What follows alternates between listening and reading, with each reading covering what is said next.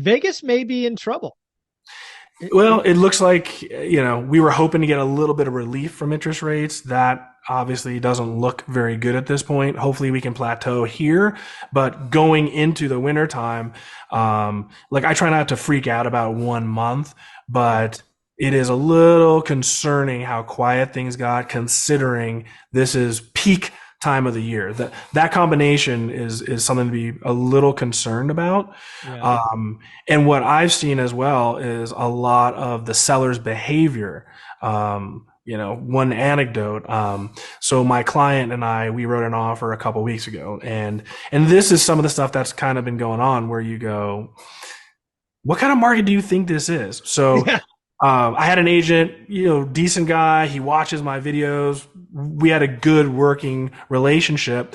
Well, this house, they just purchased this house in January for $980,000. This house couldn't sell. They were trying to sell it for 1.15, couldn't sell it. They dumped it at 980. These people came in, bought the house. It was a temporary landing spot. Well, they put it back on the market for 1.2 million. So they're Oh, trying to get 220,000 off of this property in the span of like 6 months. The market actually has gone up, but 220, how good did you buy the property? That's the question. They couldn't sell it at 115. You swooped in at 980. If you didn't buy it, maybe it would have sold, maybe it wouldn't have. Suffice to say, we came in, we offered these people $1.1 million, which was a pretty generous offer. They could have flipped around 120K in 6 months. Pretty fair. And again, this same house couldn't sell for 1.15. We're offering them 1.1. They literally sat on it, didn't respond. I reached back out. Ultimately, they said, you know what? We weren't moved by it. And we've had a lot of activity. yeah. We think this house is worth 1.2. Okay. We revised our offer. We went up to 1.17, $30,000 off just to be done with it. And they just kind of just Wow. total laissez-faire, didn't really respond. So finally, my client had enough. We just said, how arrogant are you that you didn't even counter? You didn't even respond. Really? No, forget it. We walked. It's been about 2 weeks.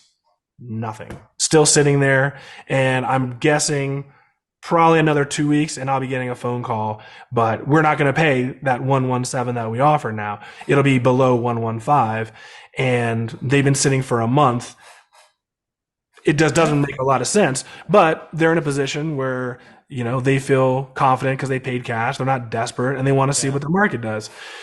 So there's a lot of weird stuff like that going on, but I'm also seeing properties now that would have sold even 3 months ago that are coming down on the price, down, down, down, and nothing. So I took a listing that is a super coveted listing, no neighbors behind, just a natural desert landscape. And I mean, 5,000 square feet for 1.3 million in Anthem. So a master plan community in a gated community. Awesome pool. I mean, this house normally would sell in a week. We went almost a week without even a phone call. We had one showing. The other home for sale in there is under comps. That agent contacted me and said, hey, how are you doing? We've been on the market a month and we haven't had one showing, not Wow. one showing. And then there's the neighborhood that you and I were talking about in, Inverness, those big Yeah. homes. It's parking lot, still a parking lot, just sitting.